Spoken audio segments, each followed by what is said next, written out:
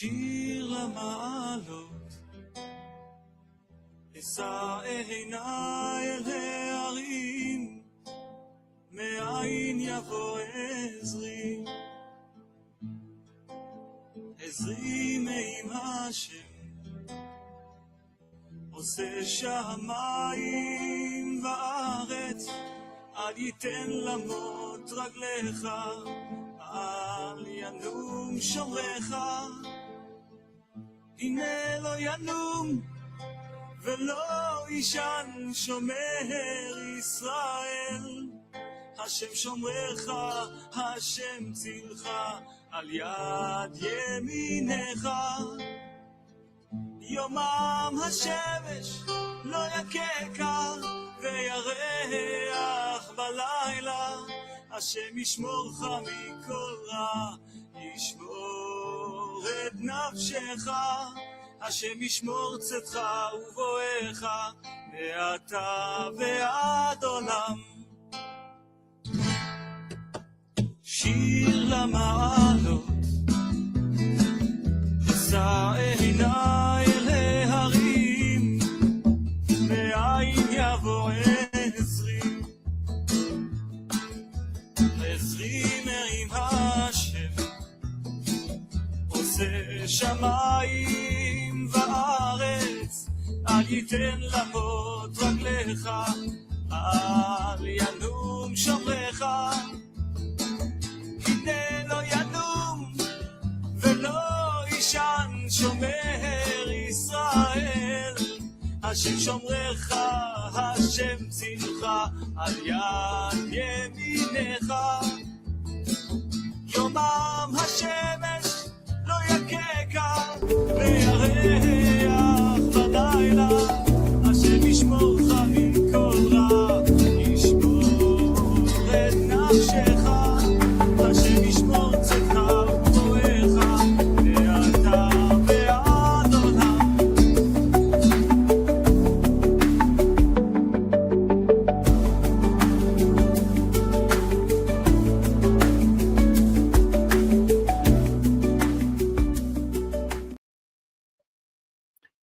Shalom, shalom, everybody, and welcome to podcast number 3 of the World Alliance of Qara'im podcast series. This is something we've started recently, and it's going really well. We've had a number of very, very interesting conversations, and I can assure you, I can guarantee you that this one is not going to be an exception. So we have here with us Ovadia ben Na'ar. Ovadia, you need to unmute your microphone. It is unmuted. Can you hear me, Ovadia? Yes. Shalom, Melech. I hear you very well. Shalom, shalom, and we can hear you. So let me give you a bit of background about Ovadia. Ovadia came to my attention approximately 3 years ago, I'm going to say, and he contacted me with an interest in Karaism, in promoting the ideas of Karaism and promoting the ideas of Torah. And at the time, we began a conversation which has lasted now for the past 3 years. We have very, very interesting and fascinating conversations. Ovadia is a fascinating person with a fascinating background. And due to his dedication and his knowledge of Torah and Tanakh, he, a number of months ago, asked if he could apply for the position of Hazzan of the World Alliance of Qara'im. We put him through a rigorous series of interviews and tests. And as I'm sure Ovadia, as I'm sure you remember very well. Yeah. Yes. And I'm happy to say he passed with flying colors. In fact, Ovadia's knowledge of Torah and Tanakh, including in the original Hebrew, far surpassed the bar that we usually put for a Hazzan. So Hazzan is essentially the second highest honor, I guess you could say, position within the Karaite world. So the highest is Hakham, and after that is a Hazzan or community leader. And what we expect from a Hazzan or community leader is that he can read biblical Hebrew, he can read Hebrew and have a basic understanding of the concepts or of that the words that he reads in biblical Hebrew and be able to give at least some basic understanding and show some basic understanding and give a basic interpretation. Well, when we interviewed and tested Ovadia, he far surpassed that. And I'm happy to say that Ovadia is well on his way to becoming a Karaite Hakham. I don't know when exactly we're going to give him the test, but I assume sometime in the coming few years for sure. And we've all been very, very impressed with Ovadia. Now, Ovadia also, I'll just say very briefly, and then I'm going to bring him into the conversation. We're going to focus on him in the conversation. Ovadia also has a fascinating background. He was born into a Muslim family in a country that he prefers not to mention, but let's just say that this country is not on the best terms with Israel. And then eventually his family relocated to Kuwait, where he lives today. And over the years, Ovadia became closer and closer to Judaism and revealed more and more his belief that actually lineage-wise, he is an Israelite. He is a Jew, and we're going to speak a lot about that. But as Ovadia developed in his Judaism, he became closer and closer to a Karaite or Torah or a Tanakh-only form of Judaism. And today he is, as I mentioned earlier, a proud and very active Karaite Jew living in Kuwait and spreading the word of Torah and spreading the Karaite understanding of Torah, or the Pshat understanding of Torah, we could say, throughout the Persian Gulf and throughout the Arab world at large. And with that, I'm going to bring on Ovadia. Ovadia has chosen not to show his face on this particular podcast because in the country that he lives and in the region where he's spreading the word, there still is, unfortunately, the possibility of some backlash. So even though the chances are very small, Ovadia, and we've respected his wish, has decided not to reveal his face on this particular podcast, but we're certainly going to hear his voice. So with that, let me introduce Ovadia ben Na'ar. Shalom, Ovadia. Shalom, shalom, Melech. Shalom. So thank you you very much for the Yes. introduction. I really Yep. appreciate it, especially the part about being a Hakham. Mhm. I believe that one thing leads to another, and I hope that in this conversation we will get to a lot of things that would reveal our perspectives and hopefully inspire some others, give hizuk to jury at large, for all parties involved in this conversation, that we consider a civilizational dialogue here from our perspective. Um, we see that the matter of Judaism, in particular that of Arab Jews, has been really dismissed, and a lot of actors that are without a connection, really, much of a connection to the local communities, or um, much of a history, to be honest, have taken the spotlight, unfortunately. So, bringing back those who have a deep history and deep heritage with Judaism, I think is a very necessary step, and we call this part of being part of a civilizational dialogue, where there's an exchange, where opinions are being shared, and where there is space for growth and a space of involvement in a community, in the nation, in the state, and hopefully in the world at large. Very That's nice. how Very it's. nice. Can Yes. you give us a little bit of a taste of what it's like living as a Jew, as a Karaite in a country such as Kuwait? Yes. So I believe that a lot of issues or backlash or difficulties usually come from the identification, not necessarily the observance in the way that we have it here. So, as I practice here, as and considering myself as an observant person, I don't see much difficulties I really don't see much difficulties, as Karaites have historically been very well integrated in the communities that they live in, and not always. I don't see them as choosing a very isolated path. Um, so living here basically is a thin line and a gray area where you can have your faith, in a sense. You can practice what you believe in, but you just can't throw it around. You can't. It's the identity part. I think it's the declaration that, hey, I'm Jewish. That's the thing that if done publicly can get backlash, especially given the particular background that I have. However, practice usually it's a private matter. Normally it's a private matter, and people shouldn't really interfere with you. We don't have such a thing where people would drag you into a certain house of prayer, or they would expect something from you walking on the street. This doesn't happen. So yeah, that's how it goes in general. Are there synagogues in Kuwait? Well, in that sense, we can say that there are places of worship, uh, in mostly in the military areas, I would say. Um, but when it comes to an actual synagogue or a civilian, infrastructure for Jewry, I think is lacking.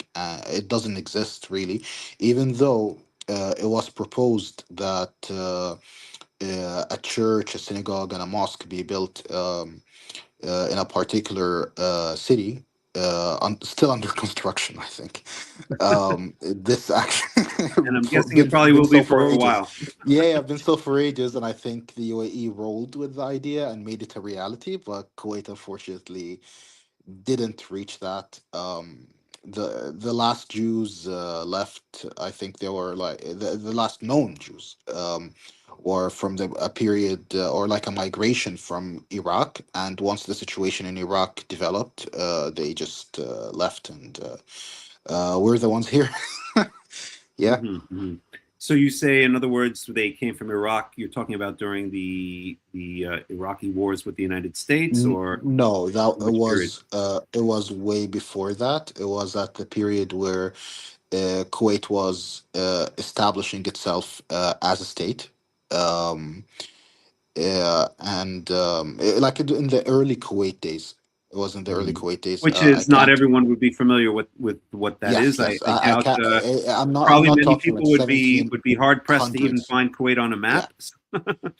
Yeah, yeah, So, I'm not talking like 1700s or something like that now. Like it's Kuwait usually is it's like in the 1900s, 1960s, I think, when it first became more solidified as a state, and more formalized in the form that we see today.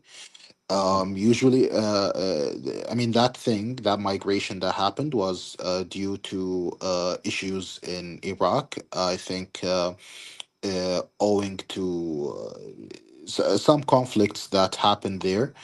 And then when they came to Kuwait, it wasn't uh,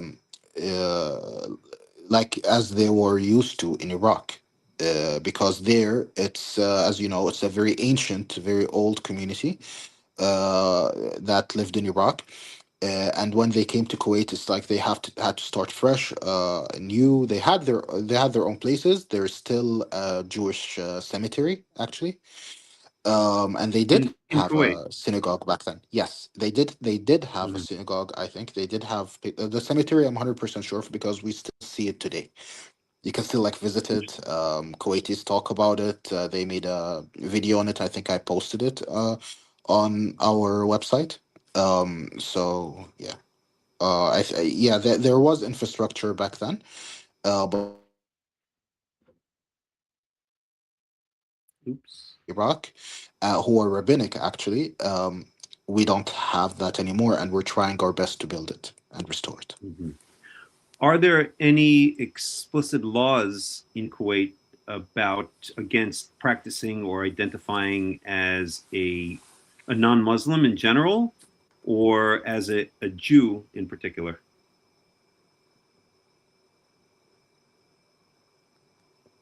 Ovadia?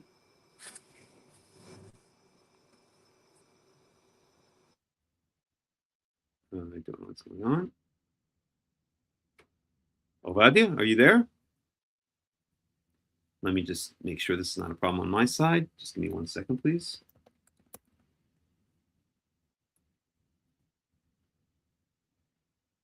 One second.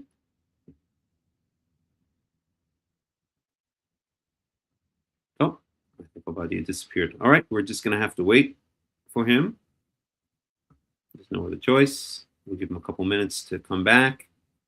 And if we need to, we will go to put some music on.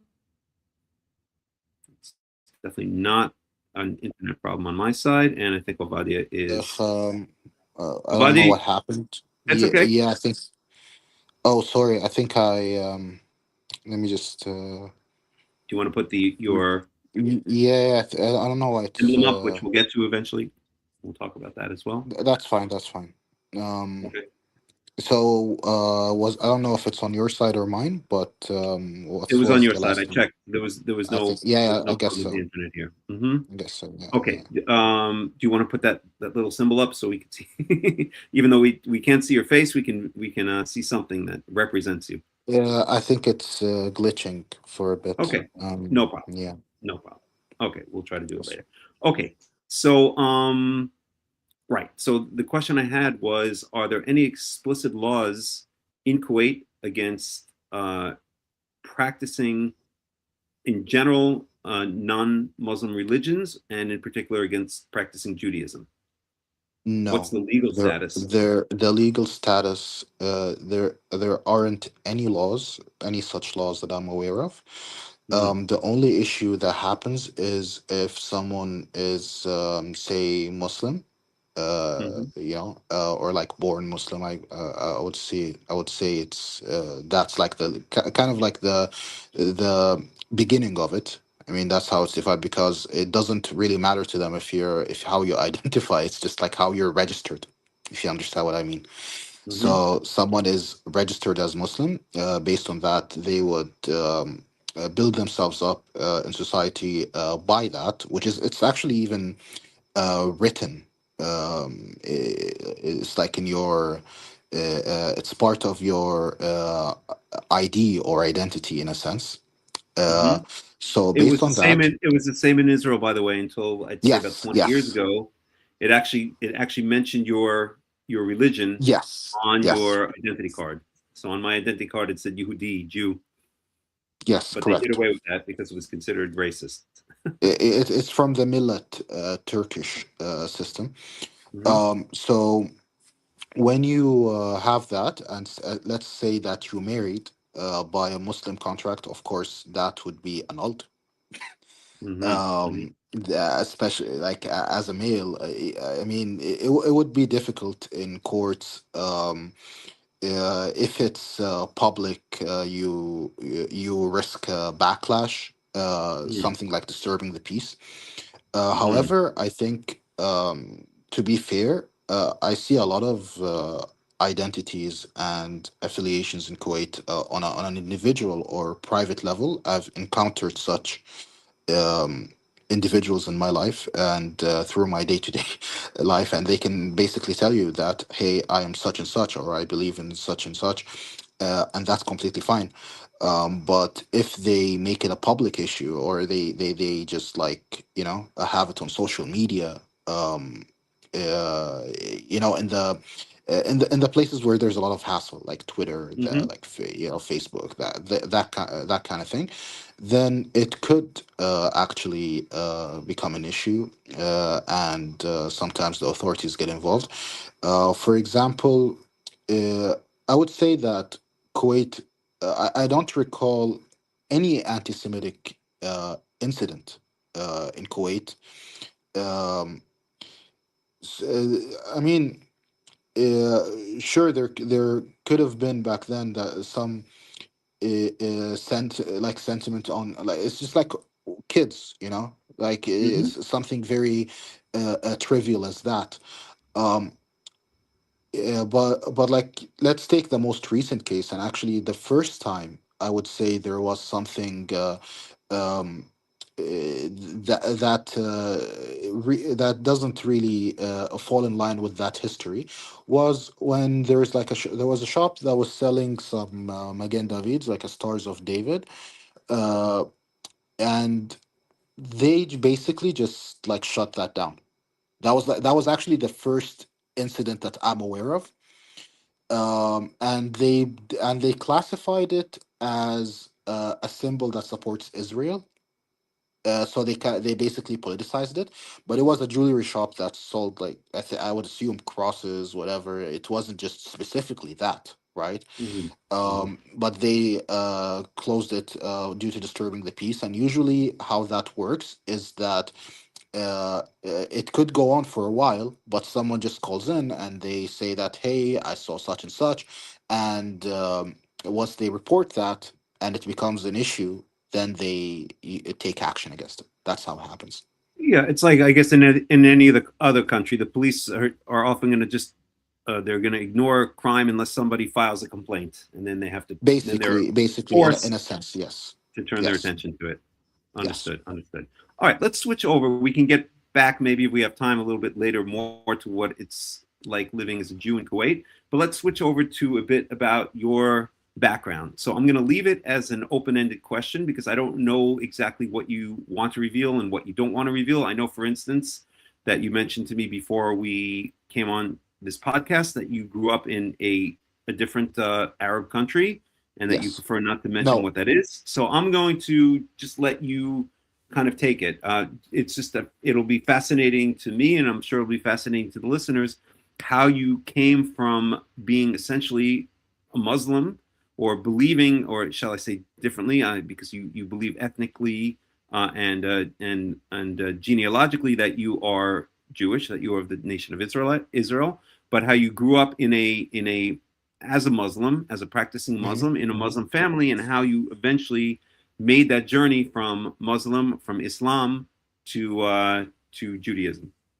Yes. So why don't But you first lead of us through all, that? I really need to thank you for that previous question, because there's a lot of misconceptions on it in Kuwait and other places in the Gulf, that people immediately assume that, hey, it's like a lot of danger. It has its own risks, but I don't think it's as bad as it seems. And maybe I'll be one of the first people to say this.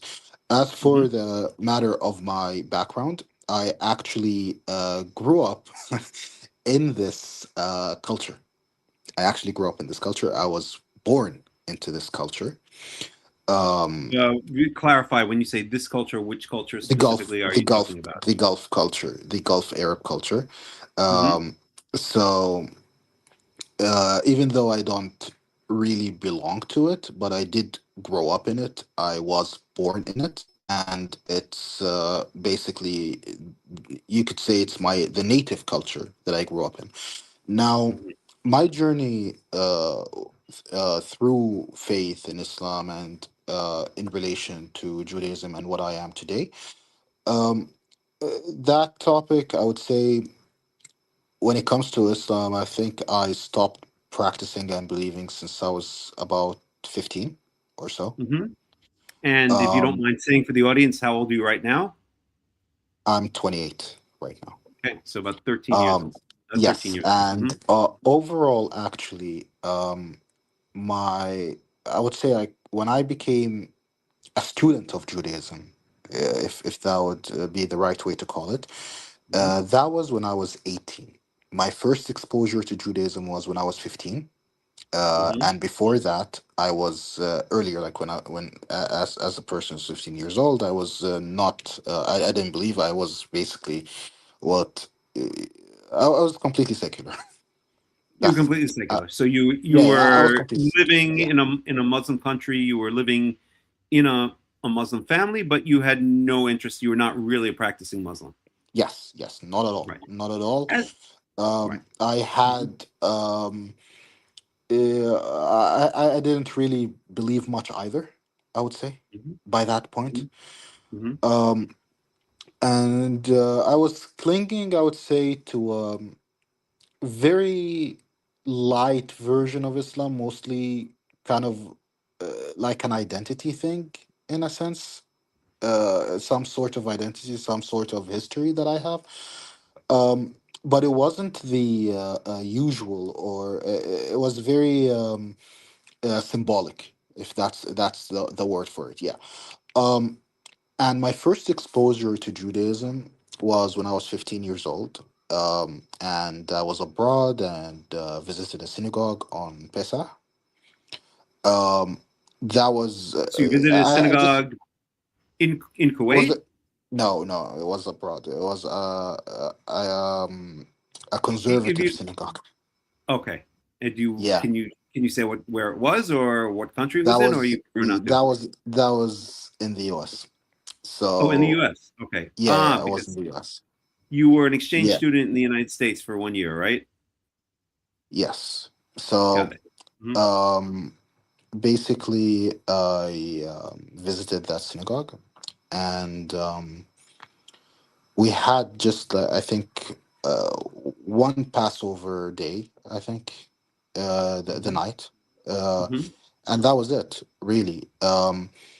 After that, I would say by by the end of me being 15 years old, like almost entering 16, I basically decided that, hey, Judaism is for me. Somehow, some way, I feel like I was always wow. connected to the Avot, and I just decided it like right then and there that, hey, this is for me. Um, So if I can interrupt now and ask you what prompted you to visit that synagogue when you were 15 years it old? was. And mhm, Sorry, I forgot you. I thought it was part of the whole exposure thing. We had to mhm, visit different faith communities. So I see. one of which is the Jewish community. Sorry, you were saying something.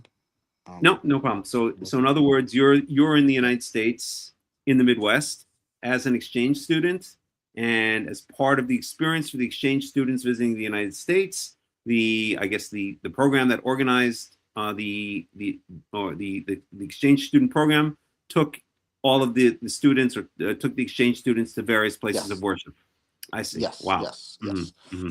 Um, Hmm. Look, it's very strange. I would say it is.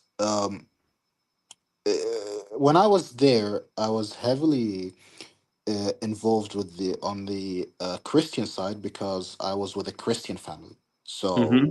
we basically visited church on Sundays. It was a very interesting experience for me. I was involved in the church. I never believed in anything. Hmm. I didn't believe Hmm. in their beliefs, but because I was learning about it. Um, but that didn't really have much of an effect, I would say.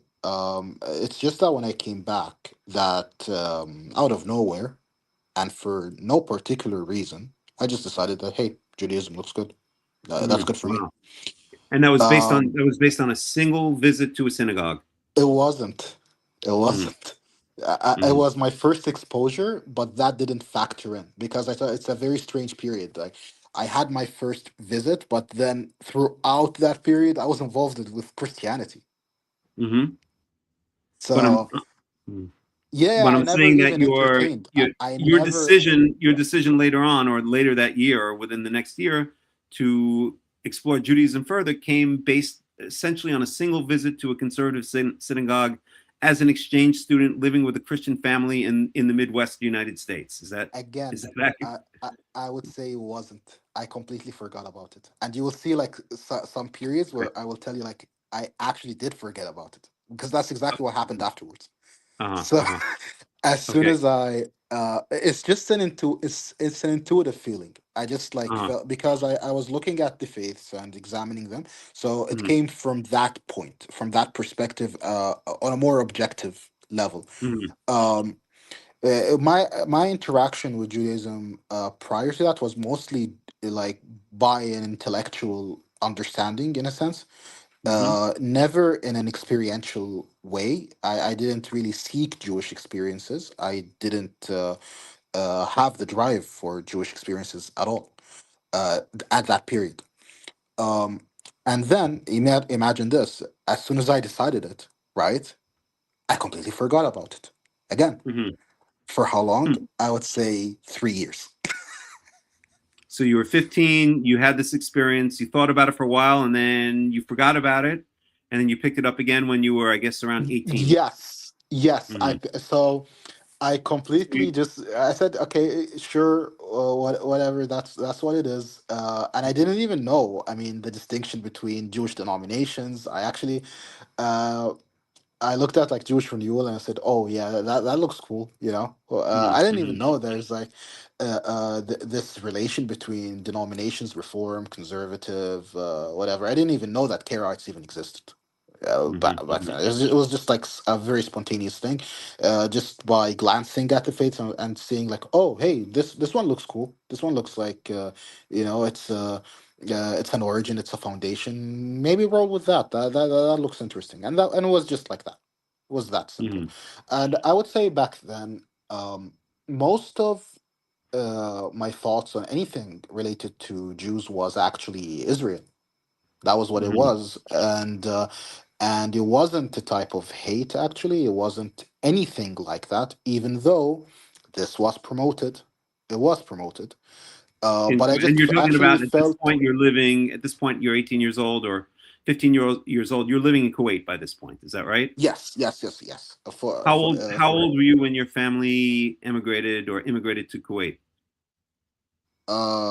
I was basically that was before I was even born. Okay, I see. I see. But you Yeah, did go back and visit. I know you've been back to your old country again, which again is an yeah, Arab country. yeah. I did That we visit do want it, to mention. visited a few Uh-huh. times. Yeah, yeah. I see. I see. I Um, see. Mm-hmm. yeah, yeah, yeah. I'm really, as I said, I'm not someone disconnected from Gulf culture in any way or form. For sure. So, Obviously. Obviously. um, yeah. So basically, after that, when I first made up my mind like that, and just took it as a reference point, I moved on for 3 years, just exploring. Learning about topics that interested me, let's Mm-hmm. say politics and whatever. When it came to Israel, I actually had a type of admiration for that. Mm-hmm. I had a type of admiration for Israel, and that perspective definitely evolved. um, so I just saw it as that democracy that had nuclear options. I saw it as a kind of idealistic society. I kind of saw it as like what we should hopefully be, but we are technically opposed to. you Mm-hmm. know, that kind Mm-hmm. of image. It's just like nothing personal. You're that team. I'm this team. But hey, you're doing something good. You're doing Mm-hmm. something. Mm-hmm. So Would you say this was a rare attitude in Kuwait, or would you say that there are other people who kind of secretly have an admiration for Israel and Israeli society? I think it's like a 50-50 split. There Mm-hmm. obviously when Israel is mentioned, not everyone comes and says, "Hey, like they have this cool thing and that." But in private conversations, I think it can be said, Mm-hmm. and it's not a strange thing if someone said it because Mm-hmm. we do have a critical lens. Um, and this is part of it. So if Israel does something right, so people would say, "Hey, that looks decent to us." I mean, yeah, we're opposed to them, we're opposed to this, and that, but this looks right. Mm-hmm. So it's from that perspective. But overall, of course, the main issue is where do you stand? Do you support or are you against? And nobody can basically come out and say, "Hey, I support." You know, Mm-hmm. that's back at the times back in my days. I would say, which is not too old. I would say that's a definite no. That's a definite no. Yeah. Right, I can Um. imagine. Mm-hmm. So um after that decision.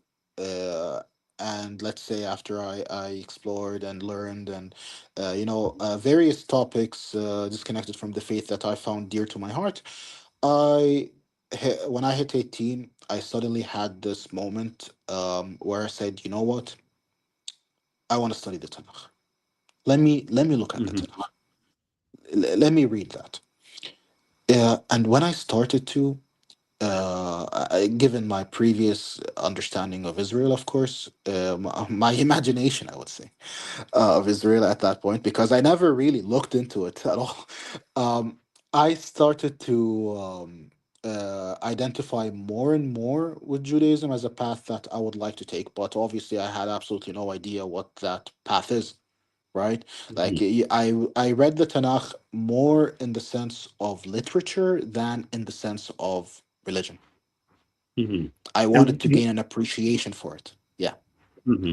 And so Um, you're 18 years old now. You had this brief exposure to Judaism when you were 15 in the United States. Now you're back living in Kuwait. You're not really a practicing Muslim. You're a secular Muslim. You're exploring a lot of things that interest you, a yes. lot of different philosophies, etc. I know you pretty well by now, and I know you're very into philosophy. That's Yeah, you know me. so Yeah, I could just yeah, and that has a imagine. story too. Yeah. And you decide that you want to pick up the Tanakh, the Hebrew Bible, and start reading it. And something you Yes. say clicked at this point. Can you kind of characterize what it was that clicked? What was it that so attracted you to it So at that point? so earlier, when I was in Christian circles, I read the New Testament. So this was a normal thing. And I know that the Tanakh, they even when the that the Tanakh is a very influential text. That's the reality of it. Okay, it's a text that influenced a lot of religions. It's a text that inspires people till this day. I know how central it is, and that's why I decided to read that and engage with it. Um, so the thing that clicked in the sense that made me move towards Judaism, or what made me read it in the first place. Uh, I guess that once you started reading it, what was it that so intrigued you that you decided to continue down this What path? Yeah, so what intrigued me is that there is a tendency in my thought that I always like to go to the foundations and roots of things. And for me, the Tanakh was that foundation. Obviously, I mean, what further can I go if we take the Abrahamic faiths, right? Right. Which I'm familiar with. It's the basis of the Yeah, it's the basis. three It's basic. Abrahamic Yeah, religions, right? yeah. And if you go further than that, it's pretty much extinct. So I didn't bother. Hmm. Um, so I focus on the practical as well and the thing that I can live in my day-to-day life. And that was the launching point. Initially, I wanted to do the Tanakh, then the uh, New Testament, then probably some Islamic texts as well, just like in that order, how they progress. So it was kind of like a project. I think I stopped at the Tanakh. Uh-huh. I just stopped at the Tanakh. And I said, Uh-huh. okay. And I remember that day. I remember those days, actually, because I was reading nonstop, pretty much. And I said, okay, I think up to here is good enough for me. Mm. It's just, Although I must say, I think it's yeah, very important as a Karaite and just as an informed person to be knowledgeable also in the New Testament and in the Quran. And as I've mentioned to you many times, and some people who know me well know it, but not everyone at large knows it. You know, I've spent a fair amount of time in Islamic countries. I lived close to a year of my life, not consecutively, but in different pieces. One time 3 months, another time 3 months in Morocco. I have a lot of Muslim friends in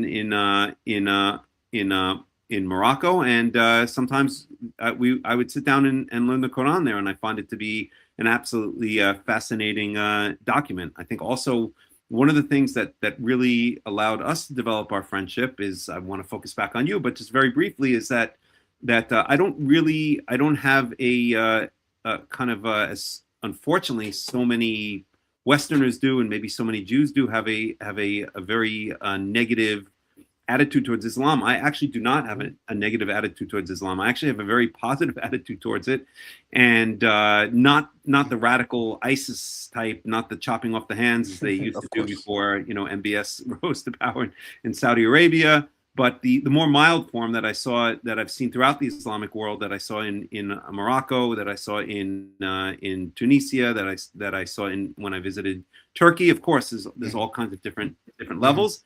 But in my opinion, Islam is well, I don't want to get into a whole long discussion about it or a whole long diatribe, but I would make a claim that it's the closest religion to the Torah, maybe even including rabbinical Judaism, that exists when it's kept in its kind of straightforward, mild form, right? There's a sense of keeping kashrut, right? It's called halal, of course, and there's like differences. Hold on one second. Nope. Can't do that. And there's a sense of a Sabbath day, right? Friday is mosque day, and so on and so forth. That's true. So I and also it is despite what some of its detractors may say, it is very strictly monotheistic. It's anti-iconic or anti-iconoclastic, right? You're not allowed to in classic Muslim countries. You're not allowed to make statues of any of God's creations, which is why you'll see these beautiful geometric patterns throughout the Islamic world, and so on and so forth. So I've always said, and I've said it for many years, that if we Jews would return to the true Torah, if we would cast off this false form of Torah, which is called rabbinical Judaism, and return to the true Torah, then we would, I think, actually there's a potential for the Muslims to be our best friends, to actually be very supportive of us, and without going into all the details of some of the stuff that's written in the Quran, there are many verses in the Quran that actually essentially say that say that if Israel were to keep the blessing that it was given, it were to follow God, were to follow Allah, to follow Yahweh in the way that Israel was meant to, then great blessings would come upon the children of Israel, right? So I would say there's a deep Muslim Karaite history and understanding, which exists even, I would say, on the level of early founders in relation to our beliefs. But here's the thing. I just want to continue a little bit on the Tanakh, on the subject of the Tanakh and my perception of it. After reading it as a literary text, I basically found, I would say, everything in it. I found all kinds. I mean, I read a lot of text. I had a lot of inclinations to read a couple of different novels, different analyses of various topics, and I just found that they all pretty much there is a root for them in Tanakh. You have betrayal, you have love, you have hate, you have all the emotions. And I thought this is basically, wow, that's like the best text I've read in my life when it comes to how encompassing it is. Right. That was my opinion at the time. I mean, that's how I thought. And in a sense, how real it is, because it doesn't brush under the table feelings of love, hatred, jealousy, revenge. Exactly. Right. We saw them in raw form. Yeah. And we could say, for instance, in at least standard Christianity, that these feelings are considered bad. You should not take revenge, when you should turn the other cheek, and so on and so forth. But the Torah, of course, it doesn't encourage doing, feeling such emotions or taking such actions capriciously, but it certainly doesn't brush them under the carpet and say that they're never appropriate at any time whatsoever, as perhaps Christianity has more of a tendency to do. Yes, I saw everything there. I saw faults, even on great figures. It was all there. Really, it was. It felt more realistic, the type that I feel naturally inclined towards. I felt there wasn't this level of censorship. It wasn't very idealized. It felt real to me. It felt practical. It felt like something that it really inspires a person and can make them move forward in their lives and in their life. And I said, okay, that is enough for me. I don't need more than that. I'm kind of familiar with how Christianity goes, how Islam basically takes its positions. I want this position. I moved on from that. And that's how that's like my perspective on the Tanakh in a nutshell. Um, but Was there yeah, a particular story or was there a particular book in the Tanakh or a particular story in the Tanakh that you particularly connected to, or was it just uh, more of a general kind of feeling? no, no. For back, I mean, now there is, but back then, it was just about the whole of it. Hmm. The whole of it. That was my main concern because I was seeing like this text as my questions were: is it encompassing of emotions? Does it have like a lens you can live by? Does it have the full spectrum? Yeah, that's what I was looking for, and that's what I found. Yeah. So I was only seeing the whole. I never got.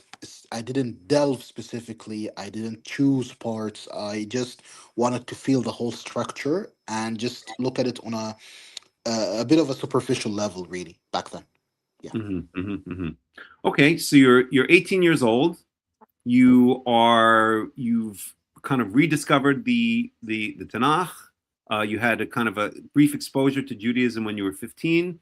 So you're 18. You're reading the Tanakh, and now what's the next step? Where does this lead to? Yes. So after I made up my mind, given my like let's say positive assumptions I had in Israel, I think I saw my life shifting there towards Tanakh, towards Israel. I would say, in a sense, um, and I had this very idealized version. You know, that's like a thing when you first start. You don't really pick up on the issues. I didn't even know the different denominations. I didn't even know anything really, but more than my reading of the Tanakh. So there is this misconception, of course, that because a lot of faiths are used to this, especially the Islamic faith, whereby you just simply declare yourself. You just declare yourself, "Hey, I'm Muslim," and Sure, that's the kind of Shahada, like, okay, the Shahada. yeah, yeah, I cannot shahada tell you how many kind of thing. times when I was in Morocco, how many times my Muslim friends tried to get me to say the Shahada. Yeah, yeah. So it's a bit of a sometimes people are kind of like jokingly tricked into it. It's Right, right, right. yeah, yeah, yeah. It's I all over YouTube and stuff.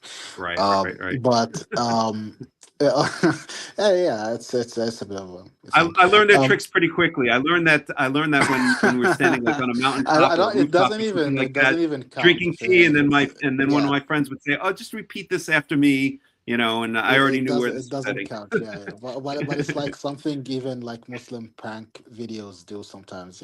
Uh-huh, uh-huh. But aside from that, I was talking about this thing, like how I moved forward. Yeah. Yeah, I thought it was like that. I thought it was that simple. Obviously, it isn't. Um, Hmm. and the first step was let's look at Jewish whatever that is next to me, which doesn't exist. So that pushed me into like some online spaces, let's say Discord. At the latter stages, let's say, and earlier stages it was like WhatsApp, whatever. I was just like sitting there, seeing these, pamphlets, PDFs, Torah explanations, whatever. I really wasn't observant whatsoever. I just knew that I liked this thing. I wanted to learn. It was more about learning than observance. And then I slowly learned, and of course, the first thing you see, usually when you approach the topic of Judaism, is the rabbinic version, and they kind of they brought up the usual thing, being Noahide and all of that stuff, Right. and I said, sure, whatever that is. Mhm. Uh, I find the Noahide laws to be actually an absolute insult to those who want to be closer to Israel, want to be closer to the Torah and the Tanakh, but at the same time don't want to make the full commitment of becoming a yes, ger, a convert. So uh, I will be straightforward about this. I never liked the idea. I never felt any appeal to it. I never felt attached to it. It's just a label. And if they said, okay, that makes you a Noahide, I didn't know any better, said, okay, whatever. Whatever it makes me, I guess. Yeah, and and I just moved on from that. Never read any Noahide books at that point. And I mean, it's just now actually that I even have a vague interest in Noahide stuff. Everything I just picked up along the way, and I never really thought of practicing this whatsoever. It didn't make any sense to me. Sure. Um, but yeah, so that category was the only thing I knew back then, Buddy, I'm going to and interrupt for then 1 second. I'm yeah, just going to say continue for a minute. I'm just grabbing a glass of water. I hear every word you're saying, okay? But I'm just going to be sure, away from the yeah, yeah, screen yeah, for just of one course, second. of course. Okay, go ahead. Go on. Um, and after the Noahide thing, I started entering Jewish spaces, discussing matters with mostly rabbinic Jews.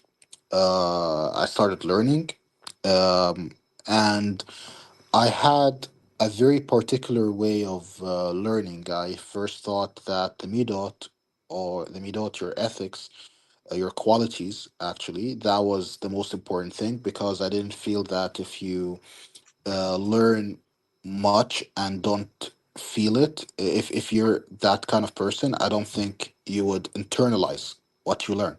So that was the first thing. So that got me into the Musar learning, which I thought is way way more interesting than just reading Tanakh and commentaries and stuff. Hmm. That's how I felt because it felt a little bit more practical. I wanted to do something, and I knew I'm not gonna do these mitzvot, so I started this way, just to work on my midot and practical life advice. And over that, and reading one thing leads to another. The Musar has a bit of philosophy, has a bit of Kabbalah, has a bit of all of these things, right? The whole mix. Um, and then I was just talking in a space, in a Jewish space, and someone came up. It was that my thing was like, oh, God loves people and whatever, because the Musar has a lot of love, hate, and all of the. It works on these, and I just brought up the topic of God being loving, and then this person he basically brought up this Maimonidean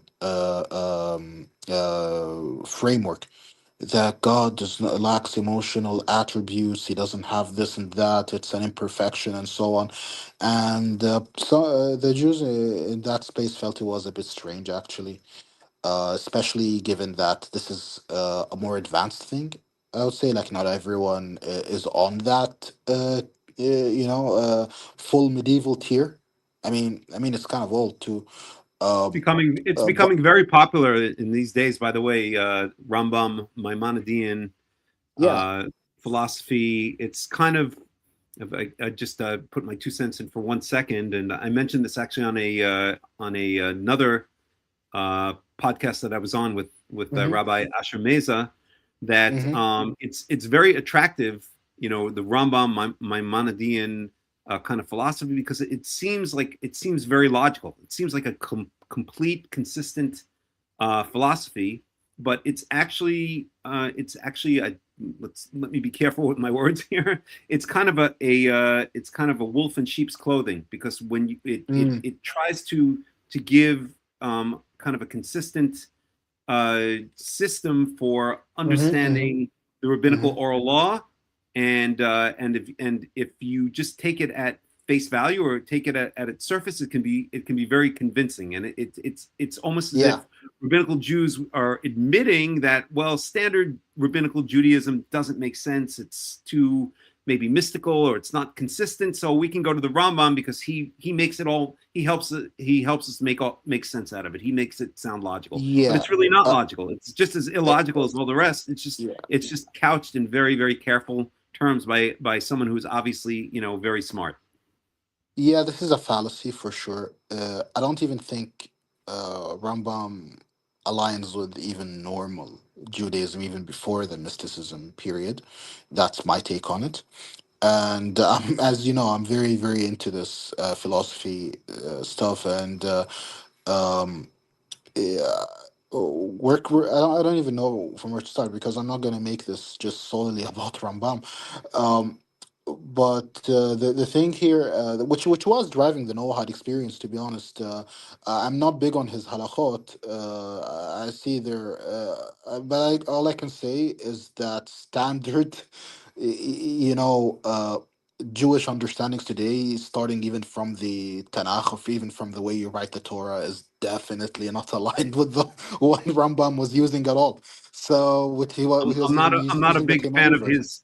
I'm not a big fan of his halakha in his Hilchot Minim, chapter Yes, 3, yes, yes. halachot 1 and 2, where essentially he says that you can walk up to a Karaite or someone who doesn't accept the oral law, and you can just kill them. Yeah, Not a big but fan. let's just say it as it is. Let me just say for me, I would say what really just shuts this option for me. It is outdated, plain and simple. It is simply outdated. It Mhm. is He, Aristotelian he actually logic. ended up contradicting himself, because when he ended up eventually in Cairo, in Fustat, and when he got there, he found a population, about 40% of the population in Cairo were Karaite Yeah, Jews, and yeah, at that point, he's not saying you can go around killing Karaite Jews. So he yeah, did kind of modify his views towards the end. In some yeah, of his responsa, he speaks about how Karaites and rabbinical Jews can intermarry, as long as there's respect for as long as the Karaite respects the family purity laws of the rabbinical Jews, and even how wine of a Karaite can be drunk, because according to the Rambam, Karaites were not outright hmm we Karaites are not outright idol worshippers. So very kind of him to yeah. say. My answer to Rambam is basically Rav Hasdai Kreskes. Hmm. Uh, uh, oh yeah, now it's back. So There we it turns out to be a camera thing. go. Hmm. So basically, Rambam is outdated since it is Aristotelian logic, and now we move to Newtonian logic, and logics beyond that. So like physics too. So it is definitely outdated. You have the issue of modal collapse. You have like loads of issues actually. But the appeal of it is that it appears to be a comprehensive system, and that's why people Exactly. like jump on it. Exactly. And Exactly. when you first enter it, it kind of comes with a claim like almost that, hey, I answer everything for you. You don't need to think. I got it all. And people just people right now. I don't think people want to even critique, like they just want to latch on to some figure that they admire and then make them a reference, and that's unfortunate because nobody is perfect, and every person has their own unique contribution, and we empower those individuals. Even as Kara, like we empower you, we want you to develop your own relation. We don't want to just give you a template and set everything for you and like rule your life. And you understand, we want this personal relationship, we want this personal understanding. I think it's a very special and unique thing that this and other such philosophies, in my perspective, just like they kind of stamp out. That's just my opinion. Like those who used it just used it to, whenever someone had an opinion that kind of deviated even slightly from Rambam, they would just come in and say, "No, the Rambam says this and that," and I didn't like that at all. I didn't like that mood, and that is one of the main reasons that shifted me out of this environment into another one, such as humanistic Judaism. And from that point, I moved on to Karaism. And there were like a lot of events between this and that, a lot of changes and perspectives on Israel, on my relation to Judaism. But it all, yeah, it became solid at the point that I think you have on your mind. So I'm just gonna let you direct this to the Got it. to the Sure. place where you, Sure. yeah, exactly. Yeah. Let's actually switch gears a little bit. So we Sure. could go one of two ways here. Okay. Number one, the two main topics that I want to talk about in hmm the remaining time we have in this podcast is, number one, what actually your activities, what are you actually doing? You're very active. You have your own community. You're Yes. getting the word out in the Gulf and in the Arab world at large about Torah, about Karaism. And then the hmm other the other issue that's very much tied up with this is your belief, which we've spoken about since we first met, that you are actually ethnically, or you've come to believe that you're actually ethnically Jewish, actually ethnically Israelite, and Yes. that your tribe that you belong to, the Arab tribe that you belong to, the Qurayshi tribe, actually is ethnically Israelite. So I'm trying to decide which one of those two topics would you like to tackle first. I can tackle the first topic, which was my activities, because that's really simple. It's basically building Jewish infrastructure and trying to educate people as much as possible when it comes to the Tanakh and observance. Very Mhm. much centered on the observance part, actually.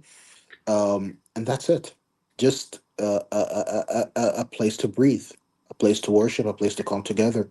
That's all what it is. It's just a community, and there isn't really much beyond that.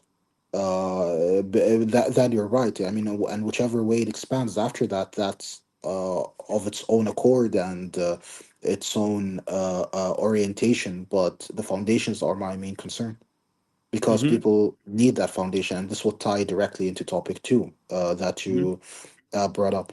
Now, I have taken it upon myself to really dig into this case of Arab Judaism and the history of Judaism in the Arab world, in particular, the relation of Judaism to Arab tribes, which exist today and populate the region.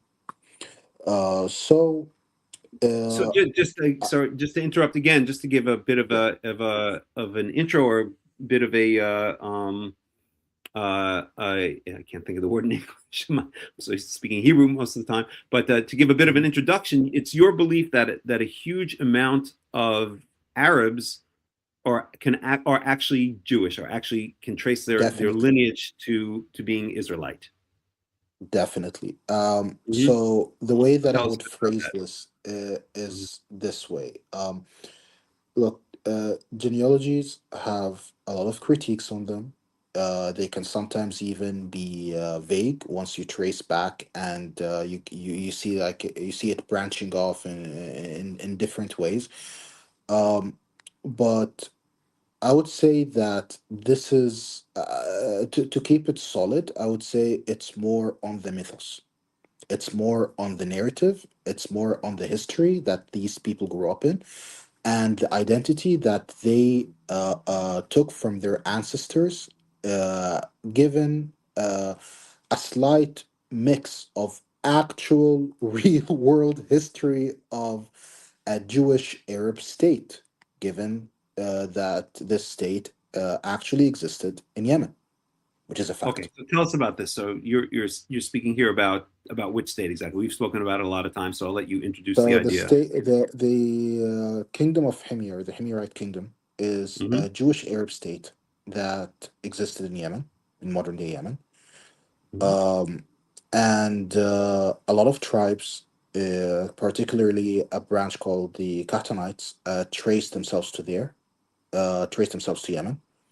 And Qahtan is two branches. One is literally named Himyar, well, literally named Himyar, and the other is the other one is his brother Kahlan, essentially, but they both come from one father. So if you do the math, it doesn't make sense that this one is Jewish and the other isn't. Hmm. Um, and this can go even deeper. The matter of how they are related to Judaism, and how do we explain um, the past in relation to the present. That's like Hmm. one big file and one big topic and research on its own. Okay, but the And brief version is give it, give us the brief version of Ovadia. the brief version is that there is a potentiality that these tribes are seen as descendants of Solomon Of through the Queen Solomon. of Sheba. Yes, Hmm. through the Queen of Sheba, Hmm. which led to Himyar and Kahlan, because the ancestor of Himyar and Kahlan is literally called Sheba. Hmm. Hmm. That's the direct answer. So basically, just to sum Uh, up, you're saying there's yeah. a tribe in Yemen that exists to this day, right? Or Yeah, a, I yes, guess you would say yes. It a exists tribe. still today in various parts of the Arab world, especially in the Gulf. Hmm. And yeah, so And this this is tribe called the definitely Himyar exists. tribe, Himyar. I'm spelling that correctly. Himyar is the most like it's literally the name and is like the most like the solid thing where they basically tell you, hey, we are actually from Himyar. So Hmm. that's Hmm. like the most obvious in the face kind of thing. But Himyar and Kahlan are basically from from one ancestor. Okay. And this Direct tribe, ancestor. if you went, so if you went to, let's say, and you say they're mostly in Yemen, are they in a particular part of Yemen? No, they're all over the place. They're all over Okay, the got place. it. But let me just say this. Sure. Any person, any person, whether it is Kahlan or Himyar, is that from that branch, which is Kahtan, if you actually ask them, if you Ah, any that's tribe, what I if you was. ask them, are you Jewish? They would definitely say yes. At some Hmm. point, they would say yes. Hmm. And I have even heard stories of people from such a tribe that they basically ate the Jewish bread, the Yemenite Jewish bread on Shabbat. But they actually ate it on, I think, yeah, they ate it on Shabbat, on like Friday, I would say, which kind of coincides with Shabbat. In the Muslim They, world. yeah, they just like have it at that time. So the timing is generally it's pretty much the same, and it's the exact same bread. It's actually the exact same bread. So Hmm. so these are signs. I see them as signs of a certain history. You can even see stars of David in certain areas. Even mosques, even I think like it's part of the architecture there, and there is a deep thing there. There definitely was a history there, and everyone is aware of it. That's the thing. That's a surprising thing. Every single Arab is aware of it. And Um, what percentage, let's speak about Yemen per se. So what percentage of the Yemenite population, approximately, again, we're not looking for peer reviewed exact statistic here, but in yeah. your estimation, what percentage of the Yemenite population would identify as Himyar? Not Himyar per se. I cannot estimate this honestly. I can estimate Kahtan and Adnan like these big branches. I would say the vast majority. Just to Really? be honest, like I would say it's a vast majority, especially in you're talking about the Gulf region. Definitely the vast majority. So let's take Even in the yeah, the only lower area of the lowest like a mid concentration would be kind of like the Levant. And once you move west into the Arab world, it keeps getting less and less until you hit places like Morocco and they have a history of migration from the Arabian Peninsula. So that's how. right, Yeah, right. Hmm. Hmm. but that's like Yeah. that. There's nothing but that here, in a sense. Mhm. So Yeah. what you're saying is, and okay, so I'll just throw out a rough number. So let's say, and let's just speak about the current country of Yemen, just to again try to put things in perspective. I can't So let's say, I can't I can't I mean okay, I would feel it's like at 80%, 90%, something on these lines, but I just can't say for sure because there never was a statistic on that. sure. Again, we're just approximating here. So what you're saying is that if you went up to 80% of Yemenites, of people currently living in the country of Yemen, that they would say that they are of Jewish descent. Yes, at some point in history, yes. The only difference is that we were Jewish for a longer time and these were Jewish for, and then converted to Christianity or something of that sort, but Hmm. pretty much this is Hmm. a point of pride actually, that they Hmm. were Jewish and a big part of the tribal history. So their case is easy, and very well known. And even some writers, some Islamic sources that can tell you that at some point all of Yemen was Jewish, you know. Mhm, mhm. I mean, there are different accounts, and some say that there's certain tribes were, and we try to compromise and synthesize all of these reports when we research that. So that's nothing new, nothing shocking to Arabs, I would say, because this is the norm when it comes to such a tribe. And As for the new matter, the matter that I personally researched under my pen name Ovadia Rahmiel, and there's a whole book written on it well, that I before we helped get to to edit. that, let me ask Yeah, you another question just to clarify, because tell I me. think I think listeners would be very very interested. So we know that the big enemy right now of Israel from Yemen is the Houthi tribe, right? Where do they fit into this whole rubric? Where do they fit into this whole picture? Uh, I don't know actually. I didn't like research that tribe in particular, but I can do Hmm. it on the spot. No, it's not Uh, necessary. But if you don't know, it's fine. But again, just to clarify for the listeners here, we know that during the most recent war with Iran and the previous war with Iran, that it was the Houthis, the Houthi tribe, that sent missiles to Israel, and some hit or were intercepted. I can't remember if I think one or two got through in southern Israel, in Eilat, and maybe even further north than that. So the Houthis are this clearly. this looks of the other branch that I I was see. going to Mhm. talk about. Yeah. Okay. Okay. So, okay, go on, Ovadia. So, um, the new discovery that we tried to understand, and that was of a research that I edited. Actually, I had a part to play in it, and my name is there, my pen name. So.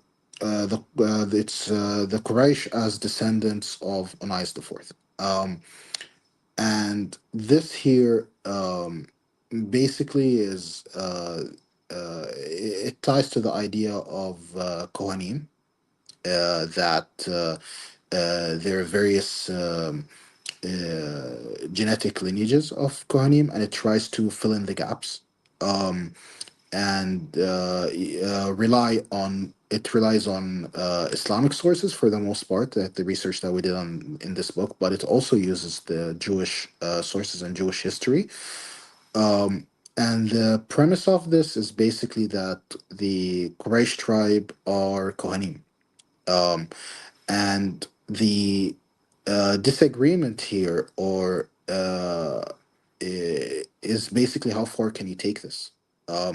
Would you include just the Quraysh, or would you include the entire branch, which is the Admonites that Okay, so Quraysh belong to? let's stop right there for a second, because Yes. most people who are listening are going to have no idea what you're what you're talking about. They're not familiar with the names of these tribes. So, can you give us a definition of what the Quraysh tribe is, what its role in history is within the Arab world, within the Islamic world, and how it overlaps or doesn't overlap with the Himyar associated Yeah. tribes? So we just need to first distinguish them. So there are two branches. There's Qahtan and Adnan. And I will keep it very simple. That's the Himyar. Um, That's the Himyar, no, right? Oh, Qahtan, the Himyar is a subgroup within Qahtan. subgroup Qahtanite within Arabs. Qatar. Oh, okay, Yes. okay, okay. So, in other words, the So Quraysh there's two main, I guess you could say, clans: the Adnan and the Qatan, the and Qahtan, then within the yes, Qatan, a subset of the Qatan, another subclan would be the Himyar. yes. The Qahtan is two subclans, Himyar and Kahlan. That's it. Got it. But the And overarching yeah, tribe, I guess you can call it, or the overarching ethnicity is the Qurayshi tribe. Quraysh is in a different category. It's in Adnan. Got it. Oh, Quraysh is Yeah, within Adnan. I see. I yeah, see. yes, Okay. yeah. Okay. Fair enough. So Mm-hmm. yeah, so Kahtan is Kahlan and Himyar, according to Arab legend and mythos, Mm-hmm. basically the genealogy. Mm-hmm. And Adnan is completely separate, and it's there are a lot of like key things about Adnan. Now, first of all, Adnan are not known as native Arabs. They were considered Arabized Arabs. They are known to have come from Iraq. They're not considered to be part of the Arabian Peninsula. They're a migration. Um, and they are the branch that is most associated, I would say, with Islam and with the Abrahamization, I would say, in a sense. They're the ones who kind of like they're the religion aspect, pretty Mhm. much. And Yeah. what is the connection between the Qurayshi? So once again, we said the Qurayshi is a clan within the Adnan tribe, I guess we could say. Is Yes. that correct? Am I saying that Yes. correct? Yes. Yes. And what is the Approximately. connection between the Quraysh or the Qurayshi and Muhammad, the author of the Quran? Muhammad is uh, from Quraysh.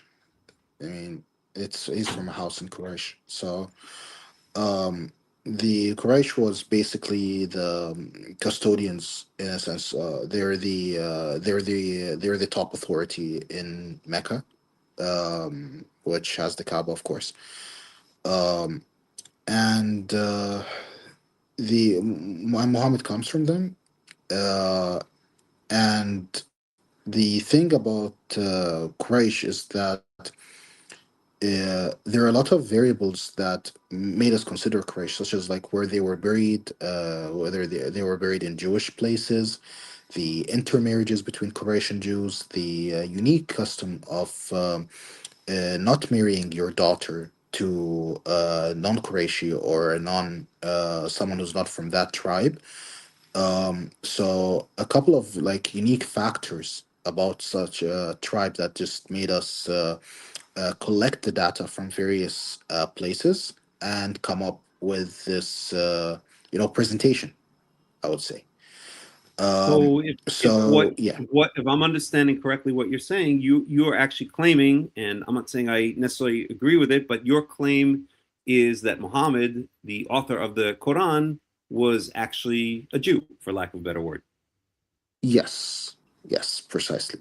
Interesting. So if you once you trace it back, and if it falls under Onias the fourth, we can say that this is a Kohen tribe. And this really explains the function and proximity of this to the Temple of Onias. And there is a whole uh, proposed connection from the time of the Ptolemies in connection with that. And the idea of like Kohen or Levite subgroups being used militarily to garrison certain areas. And this is how the data was pieced from non-Islamic sources, but the overall reliance in the search was actually from the Arab genealogy itself. Okay, so let's pick And this apart. the Let's yeah. pick this apart a little bit. So essentially, Mhm. what you're saying, and we've spoken about this plenty of times, offline. So I'm gonna again remember that the audience that's listening is not familiar with these topics at all. So Yes, yes, it it's would be it's good very hard to really to break it convey. down Yeah. into very straightforward terms. I'm more familiar with it because we've spoken about it a bunch of times. But Yeah. it would also help me to get the review. But essentially, what you're saying is that this Qureshi clan within the Adnan tribe is Muhammad, the supposed author of the Quran, was from this clan, from the Qureshi clan, and you're saying that the Qureshi clan can actually trace its patrilineal, its fatherly lineage, back Yes. to a Kohen that served in late Second Temple period times, named Onias the Fourth.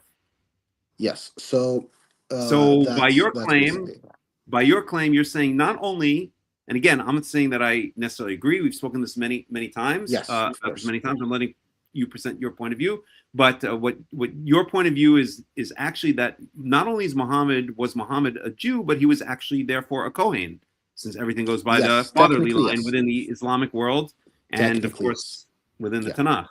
So that's Yes. an incredible claim. But here's the thing.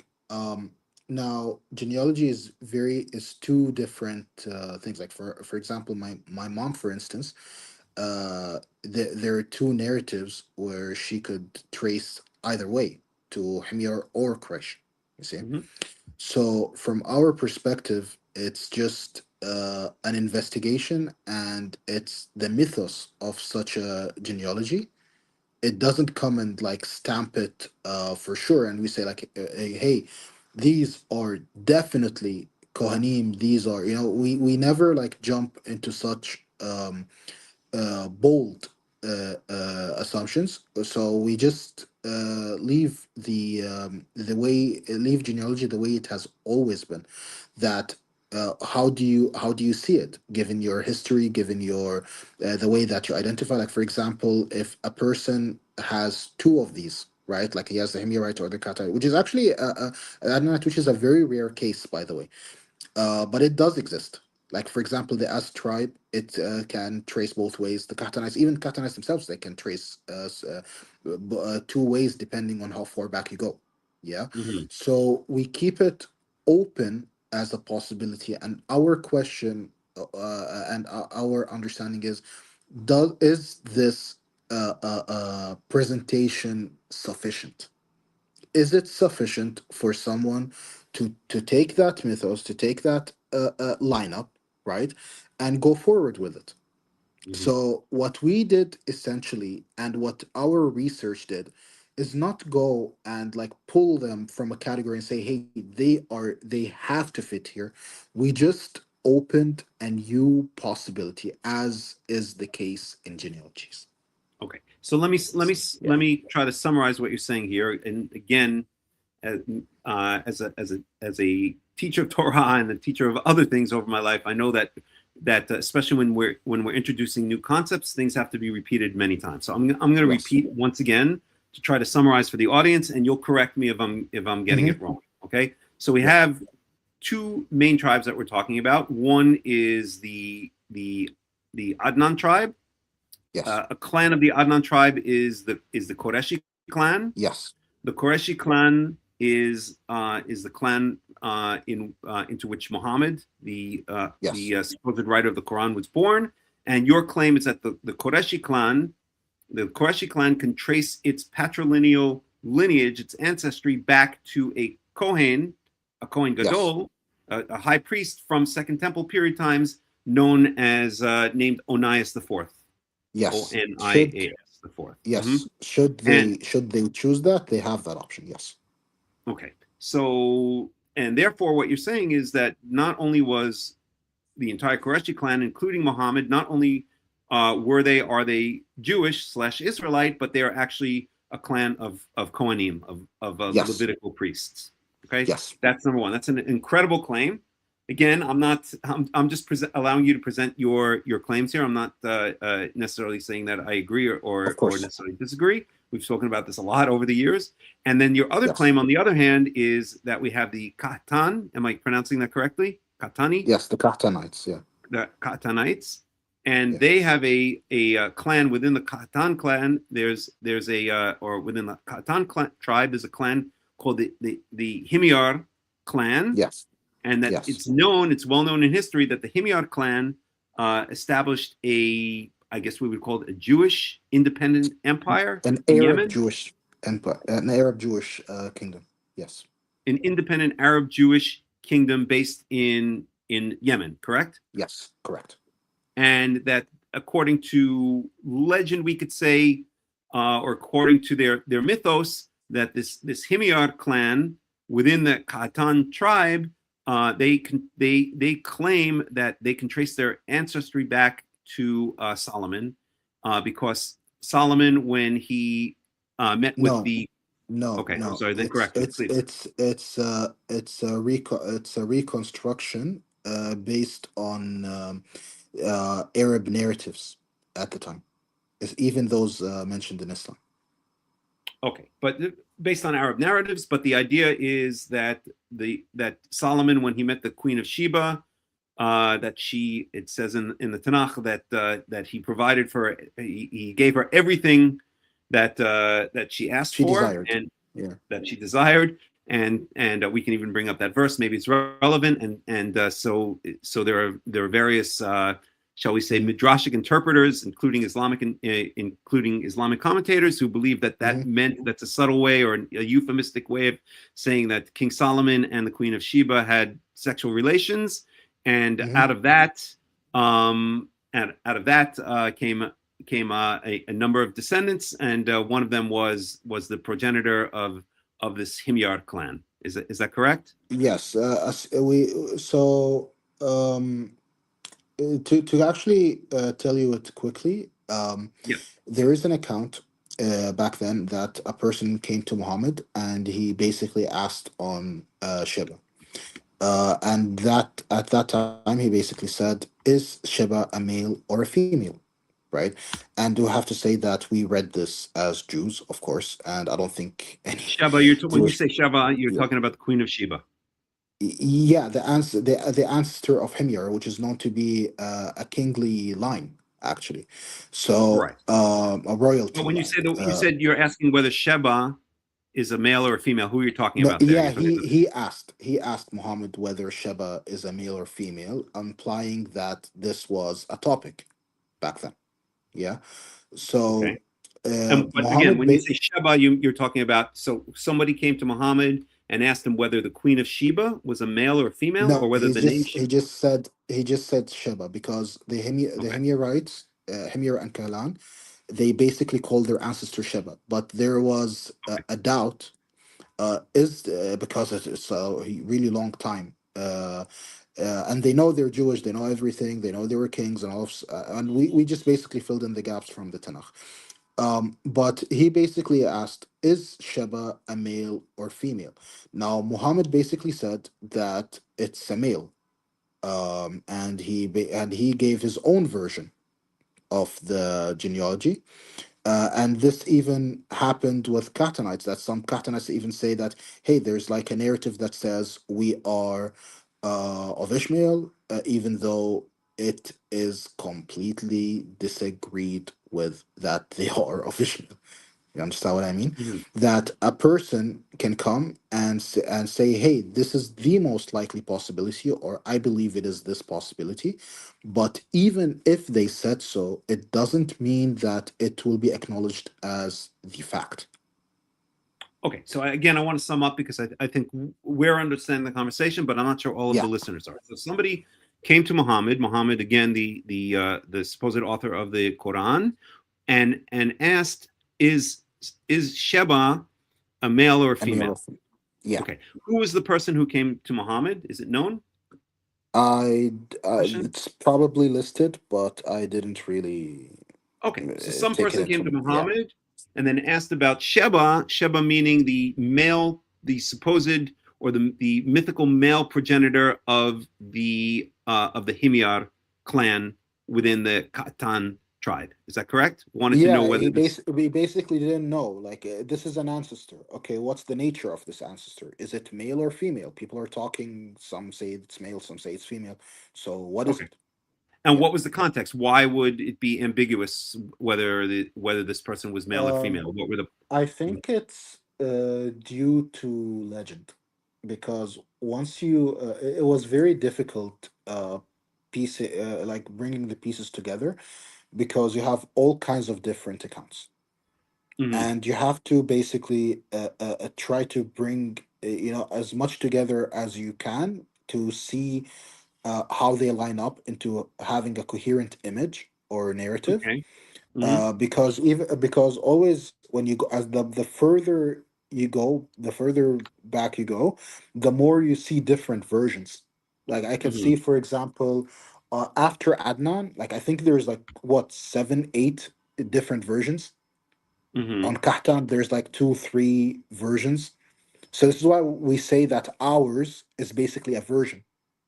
Okay. We don't, yeah. So we basically we open a new version or a new understanding from piecing these different versions together. Okay. All right. Yeah. But the basic bottom line then is that the Himyar uh, clan has a tradition that their original king or their original progenitor of this clan, who was named Sheva or Shva, just Yes. like Queen Sheba, the Queen of Sheba, Yes. is a son, or at least a descendant, I guess, a son of the Queen of Sheba, who came to meet with. No. Came No. to meet No. with. No. No. No. Okay. No. They And by just the say way, it's Shiva. for the That's it. listeners, I posted the verse here. This is 1 Kings chapter 10, verse 13, the verse we were talking about. And it says, King Solomon gave the Queen of Sheba all she desired and asked for, besides what he had given her out of his royal bounty. Then she left and returned with her retinue to her own country. And again, those who are going to claim, or there are some who claim, not necessarily only in the Jewish world, but in particular here in the Islamic world, that this verse is a subtle or euphemistic reference to the fact that well, you guys get the idea. Yeah. All that she asked for. She was, I guess, it was her time. She was in that time of the month. In other words, is the subtle implication there. You know, I, she I, was. I actually have a very maybe we can get to that later, but a very glorious and I would say modest interpretation of of what the Queen of Sheba story. Um, Hmm. yeah, with a bit of drama actually. Well, let's But focus on, because but I but do want but to end it but within the the tribe next thing, but half an just to hour at the most. clarify to Mhm. the audience, Yeah. yes, because it's a Mhm. very, very important point. I have to clarify to Right. this to the audience. Yep. That all what they said in the pre-Islamic time is that we descend from Sheba. That's it. Mhm. Okay. Mhm. Mhm. Now, at the post-Islamic period, this interpretation was taken that Sheba is a male and made definitive. Mhm. Okay. When you And say the this is post-Islamic period, what yes. is? I don't understand what that means. The post-Islamic So period. There. so after the hadith was said, it was taken that Sheba is a male. Like there Okay. let's say there was a doubt before on whether it's male or female. And after this hadith was said, it was taken that Sheba is a male. I understand. So it's in a hadith somewhere that Yes. Sheva was a male. Okay. And a Yeah, hadith, for those of you that who don't particular know, Sheba, yes. That particular Sheba from which Himyar and Kahlan descend from, basically leading to two Shebas. Like one is male and one is female, and we basically resolve that in our interpretation and understanding. We just see one Sheba, the Sheba of the Tanakh. That's it. okay, interesting. Okay, and again, just for those who don't know what hadith means, hadith is sometimes called, sometimes compared to the oral law of the rabbis. I think it would really be more comparable to something like what we would call in the Talmud, like a breita. A breita is a statement from earlier times, which then was written down later. So it's a statement from Mishnaic times, from the Mishnah, the original compendium of rabbinic law that was only written down later on in Talmudic times, which is a couple hundred years later. In other words, it's a statement which is well. Why don't you explain it, I would Ovadia? say it's a Gemara. I would say it's more like a Gemara. Uh, a Uh, hadith. Yeah, the hadiths are they can be very definitive. Like they can basically lay the groundwork, and like anyone who disagrees with them is basically outside of the faith in a sense. Right. So they're considered canonical. In other words, they're Yes, considered either said by Muhammad directly, or by, I guess, those who that's were it. very close, just by That's Muhammad. it. A Yeah, hadith a is hadith considered is a something that's said by saying. Muhammad Hadith is like a speech. Yes, by Muhammad. that That's didn't it. that didn't make it into the final version of the Quran. No, it does. No, so the Quran is the prophetic speech of it's like the prophetic thing that was revealed to Muhammad. The hadith, which has different types, is basically his instruction, his interpretation of the Quran, his day-to-day sayings, his opinions. These are all in the category of hadith. Sure, but it's outside of the written Quran. It's Yes, of extra course. Quranic. It's Right. secondary. Yes, it's secondary. Right. Right. So in that sense, again, so that's why I would compare it to, let's say, a breita in the Gemara, in the Talmud, right? Because a breita is a statement that supposedly was made by the original authors of the Mishnah, which didn't make it into the final it didn't make it into the final version, the the canonical version of the Mishnah, but has the same force, or essentially was meant to be, or comes from the same time, and is meant to be from Yes, that same that same depending on the original category discussions that led of to hadith. the writing of the Mishnah. So I think it's Yes, I don't know if it's a perfect some analogy, but hadiths are canonical, some hadiths aren't. okay. At any rate, so it's in a hadith that Muhammad says that Sheva is or this Sheva is the very same queen of Sheba that's spoken about in 1 Kings chapter 10. Yeah. Okay. Sorry, what was that again? Just to hear you. That this hadith says that when that the progenitor, or that essentially that the clan of the Himyar, it can trace its progenitor was, if we trace it all the way back, was the Queen of Sheba. No, it says just Sheba, and it's a male. That's what that Okay, I'm sorry, and a male. My mistake. Okay. At any rate, the basic bottom line that we're talking about here is, so if we put together the Himyar clan and the Qureshi clan, then we are covering a huge amount of the Arab world. Yeah, right? but I see it even broader than that. Okay. I see it as the Adonite and the Karaite branches. Got it. So not just the clans, but the actual tribes that Yes, because I supersede, trace them all the way back. Yes, so I can't say that only this clan. I mean, I could if I isolate them and cut them off entirely. But I would just say it is Adnan and Katan because we have a narrative. We have other narratives of side clans that were called like Al-Baida, like these are extinct clans or lost clans in a sense. And I would say that if you don't fit into these two, you probably are one of those. And these are the ones that I speculate on that could be from Ishmael, could be from someone else. So these do exist. But the main classifications that survived are the Karaite and the Adonite. And since we trace both to a Jewish foundation, I don't think. I mean, it's just my perspective. I wouldn't. It doesn't make sense to me to just isolate one clan and, given that they both actually share the exact same, lineage. Got it. Just to make it more consistent. So essentially, what you're saying is that a huge percentage of what we would call the Arabs are actually Jewish. No, not even that. I would say it depends on the place. The vast majority of Arabs don't actually belong to Qatar and Adnan at all. Okay. So what can we go through? Can we take some example countries just to get an idea? And again, we're not looking for peer-reviewed statistical amounts, but let's say Kuwait. That's where you live. That's what you're most familiar with.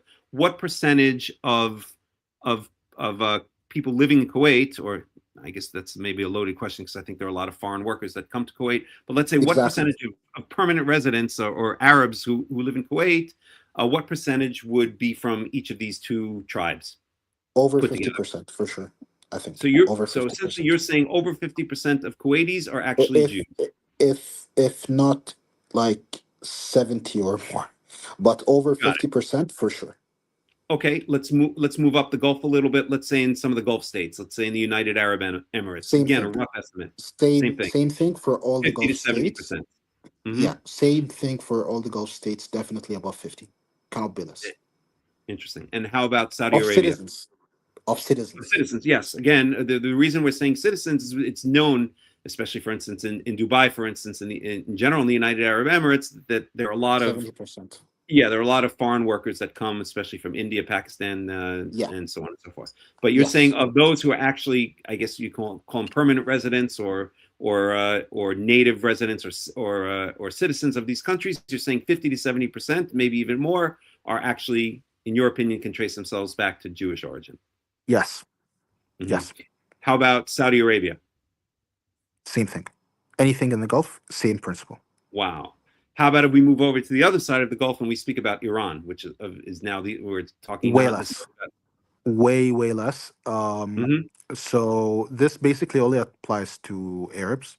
Right. So And the Iranians are, of course, Persians. Mostly. yeah, there is a good chunk there on the sea, but on the Gulf.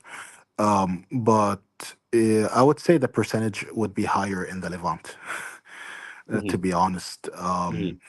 Given like the Arab population there, but it's not even that. It's like a medium thing. It's not even that big because, like, let's say 80% chance if you walk by, I don't think it's gonna be tribes. It depends on the region, of course. Depends on the area, the city. Sure. It would be higher amongst Bedouins for sure. It's Hmm. definitely high amongst Bedouins, but as you know, these are not predominantly Bedouin societies, with the Right. exception, the excluding Jordan. Hmm. Um, so I would say in Jordan, it's pretty it's pretty set. But What would aside you give from a that, percentage? What would you give a percentage for Jordan? Again, just a rough estimate. I can't roughly estimate them because Okay. the nature of Jordan, yeah, I can't estimate it. It's very mixed. There's a Um, lot. There's a lot going on. There's a lot of different Yeah, ethnicities that are. because look, there are some tribes that are like Jewish in the classical sense, and we kind of trace them back even to Saudi Arabia. Mhm. They were always known like to be more Jewish, without need of the Adnan Kahtamanite branch, and there's like Sure. a mix there because it's the Levant combining with the Gulf, you know. So it doesn't make that really easy for me. um, Sure. but Let's take one there or are two more migrations examples. there. Yeah. How about Syria, for instance? Syria, there's a concentration in the Bedouins. If you go to the cities, not really not that high. Okay, so what we're saying, I think that the general trend that we can see that you're basically saying is that the closer you get to the Gulf, the closer the territory is to the Persian Gulf, Yes. then the more likely it's going to be that there's a large percentage of people from the either the Khatan or the Adnan Yes. tribe, and the more Yes. that you move away from the Gulf, from Yemen, the Gulf states, Saudi Arabia, further north, Generally, yes. further east, further even further west, then you're going to have less and less of a percentage. Essentially, Yes. so the And the concentration is closer you really get to around. Yemen. Right. So you're saying the real concentration is around Yemen and, let's say, Saudi Arabia and the Gulf states. Yes, that's the truth of it.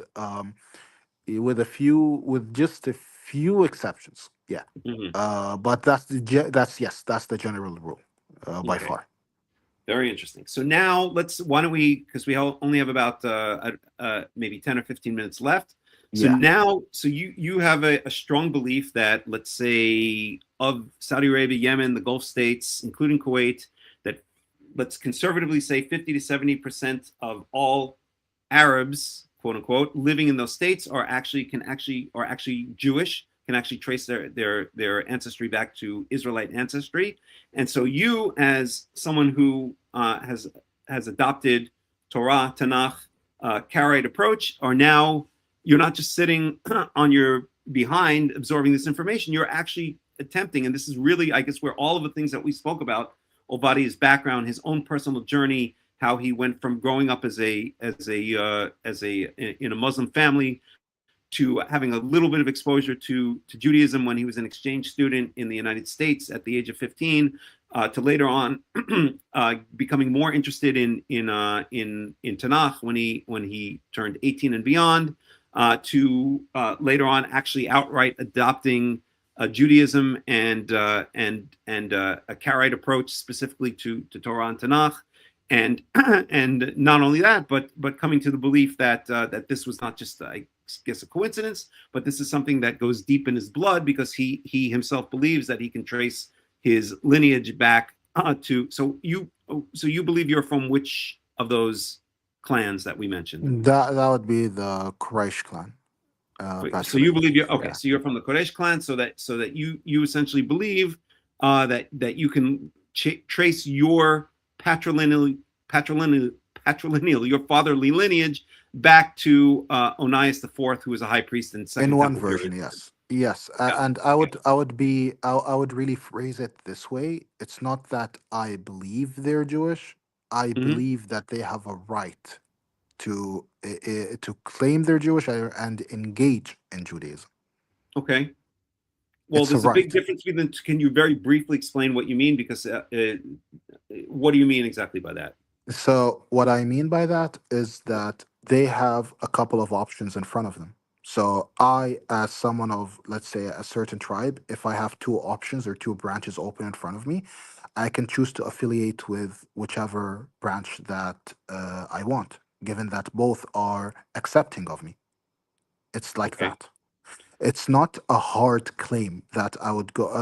I mean, it does change for the Himyarites for sure, because these are the ones that actually claim it themselves. Like I don't even need to claim it on them.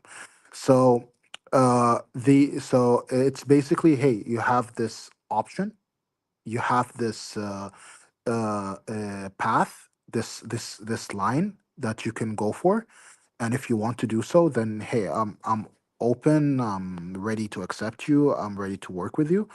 But I can't basically go and say that my line, my version, my presentation is the definitive one for you. I can't do that Okay. In other because words, other the other versions option, exist. I guess I'm reading between the lines. The other option you're saying is to remain Muslim, is to take the Yeah, Muslim path. or you can trace it differently because you can trace, as I said, like one person can trace to two tribes because let's say there's like this one ancestor that they kind of had a mix up in. So they would say, let's say his like the ancestor is Ovadia, for example. And on Ovadia, there is one line that links to Katan and one that links to Adan due to a name similarity. Okay, Okay. so there will be an overwhelming majority of that tribe that will go one way, but there will be some, let's say like the Adnanite branch comes and says, "Hey, we accept you. We actually think this is valid." So they would say, "Hey, if you want to claim to be one of us, we would welcome that," and some would. Okay. So this is the nature of these genealogies.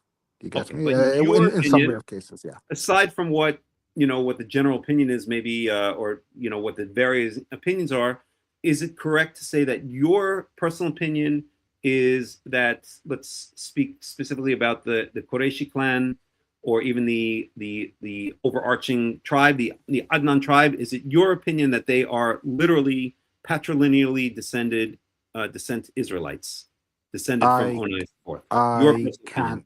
can't I can't put a definitive answer in it. I just take an assumption on it. So my Okay. assumption is like my general assumption is yes. The mythos leads it to be that way to me, that this is the most rational version, because like when you get presented the branch the possibility, sorry, the branches or the lines, right, you eventually have to pick one. So I Okay. pick this, but I acknowledge the existence of others. I acknowledge it to such an extent that I wouldn't say that, hey, my version, the one that I chose, is the definitive one, and it shuts down all other possibilities. Okay. So So I think I it's a understand matter what you're of saying. probability. That's all. I think I understand what you're saying. So Yes. you're saying that that it's not at this point objectively, whatever that means, very high, provable at a very high statistical, or a very high percentage. You're saying there are a number of narratives you believe from the research Yes. you've done, and that what your belief system is that this is the most likely narrative, but it's Yes. not been Yes. 100% proven, is what you're saying. Yes, because you can't ever confirm it. Like even some hadiths say like after Adnan you can't trace that. And Muhammad, like I think Muhammad even said it himself. Like I don't know. I actually don't know. So Okay. even back then they used to say it that way. So no one can, like when two people make rival claims, it's only like a game of probability and like going back to sources and saying, hey, look, this looks more authentic and that looks more authentic than what you have, and so on and so forth. But none of them, like these perspectives still float around. You can't like shut it down. You actually can't. Understood. Understood. Yeah. Understood. Okay, buddy. So in the about approximately 10 minutes that we have left, so Mhm. given that your belief system, or your belief that this is the most likely scenario, you are, in a sense, we could say, you're on a mission. And your mission is to spread Torah, specifically Tanakh only slash Karaite slash Chozlim b'Tanakh, return to Tanakh Torah, throughout the Arab world. Specifically, your focus really is, I know that you've worked in a number of countries, that you're in contact with people in a number of countries, such as even Iraq, I believe Syria, if I'm not mistaken.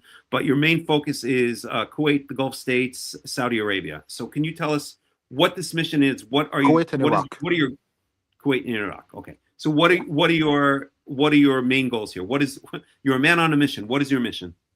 So it's I would say it's to have an open door policy. First of all, it's to accept.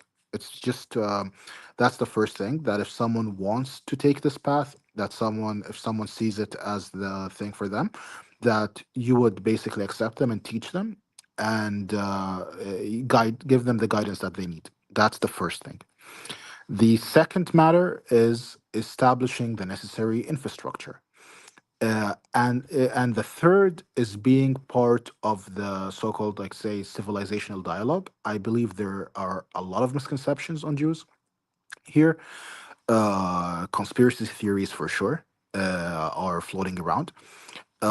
And I think the right or the Tanakh Jew, he should have an opportunity to present himself. The history should be recalled, not ignored. That it should play a role because we as Karaites see it that way, and most people here are familiar with the rabbinic perspective. You understand what I mean? I believe Yeah, that of this course. perspective of ours is very ignored, not well known, and I want to convey it, but I also just open the door for it. Like, I'm not just going to random people and telling them, "Hey, you're Jewish. Let's drag you in."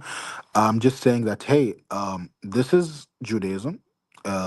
This is what you have could be a misconception. I'm here to make you aware of that. If you have like a past with it, I'm here to make you aware of that. Based on that, you can choose how to move forward. If you see the Islamic version, the Islamic narrative, or some other narrative that is even non-Islamic, there are other narratives as more appealing to you, then so be it. But if you decide on the Jewish narrative, if you decide on this narrative, the Karaite frame, that you want to go to Tanakh, the door is open for you. So I'm so there. essentially, Yeah, if I can sum up, what I think you're saying is you're providing a channel or a magnet. You're getting the word out in the exactly. Arab world that there is a possible narrative that you as an Arab, not you, but as person X as an Arab, may very well be able to trace his lineage to back to Jewish lineage, to Israelite lineage. Yes.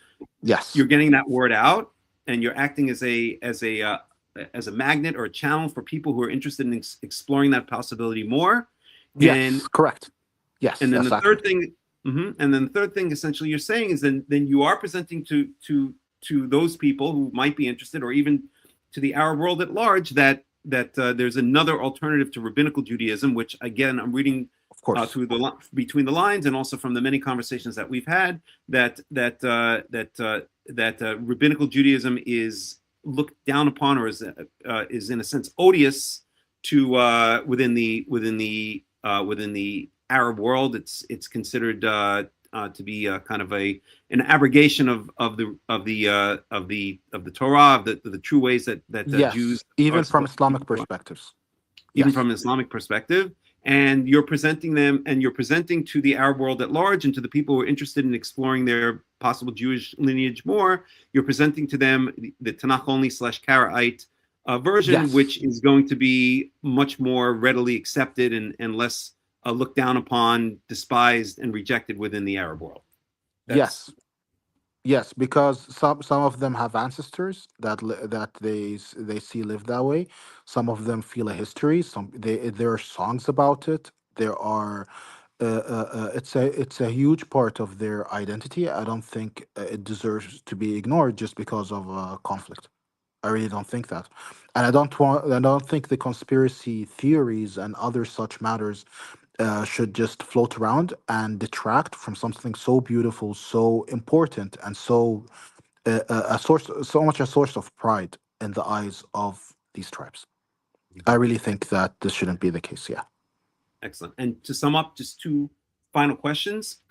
So question number one is, so what success or what outreach have you been able to do, and how has this been received in general in the Arab world, or at least among the people that you've made contact with? Is it working? So yeah, I think it is, but it has a lot of obstacles because the society itself doesn't allow it. It's like if you go out and you just are, I would say, like pro-Palestine, I guess, in Israel, publicly shouting, screaming it. I mean, it's not really the best thing. There are mechanisms that are, geared against that. Hmm. That's the fact. That's a reality. Okay, and Hmm. that's what we have here. There are mechanisms that willingly and they distort the image of Judaism. They distort many things, and that has been there for a long time. And you just have to overcome these societal obstacles, pressures, concerns at large. So these are realities that will be present, and they seem to be present a long time ago, and will be present perhaps for a while. So these are the challenges that you have to overcome. Mostly the way that people already think, and the societal obstacles placed in your path. And what was the other thing? What was the other question? Essentially, you answered both questions. So, what Yeah, success have you had? What successes have as you for the had? Or successes, yes, that's important. To wrap it up, I have done works here, some of which are, I can't divulge the nature of, but they're known in Jewish channels, and they're written on. Um, and others are like very simple that were basically mentioned in Wikipedia. We have our website, we have our community that we try to sort out. Some of them are on and off for a while. Some of them are still doing that internal search within them, and it's very difficult when the environment around you shows you something else, and it's hard to stick to your faith, your emunah, in such a rough, I would say, environment geared against it. So I would say that this is the obstacle that many of our community members face, and this is why it kind of moves them back and forth, and something solid like has to be established, and I try to establish that solid foundation to the best of my ability, and that's why I do what excellent. I do today. Very nice, very nice. And last but not least, if people want to be in contact with you, is there a way that they can do so? Do you have a website or an email Yes. address? Yes, I do have the AvrahamSociety.org. I do have a personal email, heybag8. I think you're aware of it. Hmm. Um, and also Let me give everybody the website. So it's Avraham Society, .org. AVRAHAM Society.org. Single word, right? Yeah, yes, that's the AvrahamSociety.org. Hmm. That's one way. There are other ways. They can also approach me through you, since I Sure. work with the World Alliance of Qara'im. If Correct. someone basically says, "Hey, I want to," I request, like, say, an audience with Hazzan Ovadia, basically. Um, we're very well connected. We talk all the Absolutely. We time, speak all the so time. it will, yeah, so it would be relayed to me, hopefully. So that's it. It's very Yes. simple. Very good. Very good. Okay, Ovadia, thank you so much for joining us. I think this has been You're a welcome. really fascinating talk. I think it's something that people have no idea. There's so much going on in this world, and I would imagine that most of our listeners had no idea that there's an actual Karaite Hazzan who's associated with the World Alliance of Qara'im, who is active within the not only the Muslim world, but within the heart of the Muslim world, one could say. Hmm. So I Hmm. think this has been a really fascinating talk, and I hope Thank the you. the audience has enjoyed it. So yeah, Likewise, we're man. gonna wrap it up here. And so thank you, Ovadia, for joining us. Once again, this has been... Thank you, Melech. This has been Hazzan. That is now your official title. Hazzan Ovadia ben Na'ar, who is given us a fascinating view into his world. And I am Hakham Melech Rahmiel ben Yaakov of the World Alliance of Qara'im. We thank you all for joining us, and we will see you again in the next podcast. Take care. Bye. Take care. Bye-bye.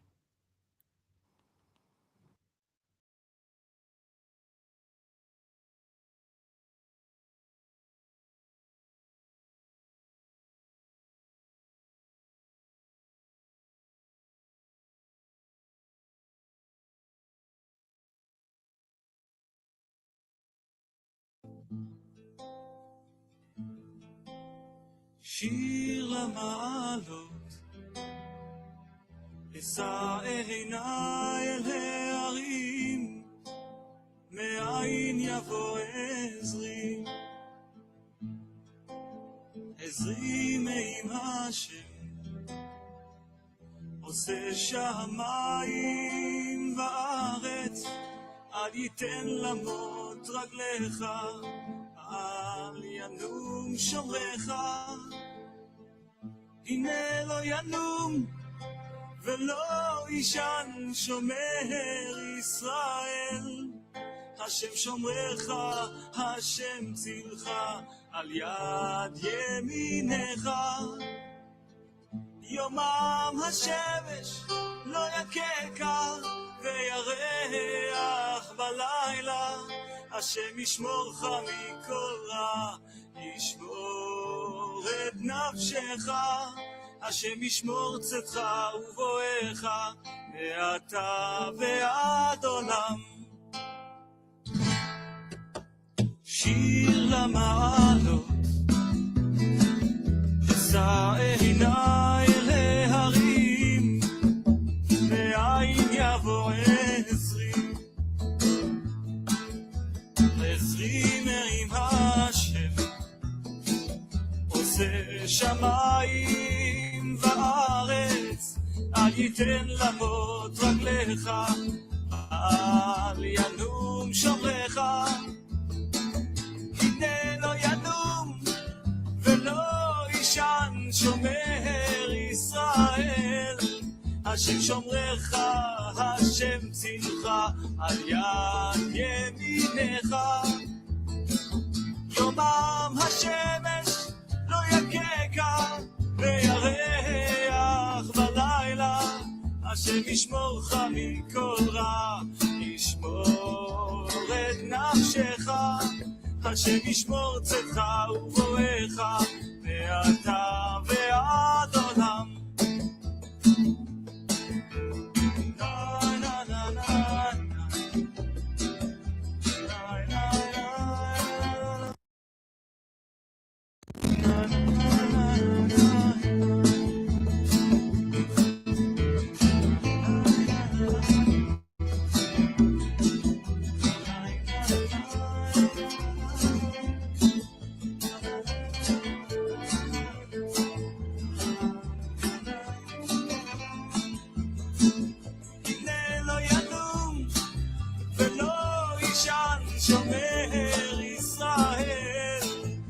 שומרך, השם צילך, על יד ימינך, יומם השמש לא יככה וירח בלילה, השם ישמורך מכל רע, ישמור את נפשך, השם ישמור צאתך ובואך, מעתה ועד עולם.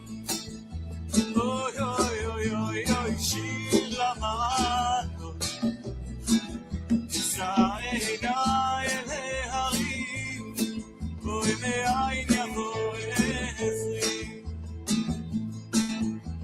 עזרי מעם השם,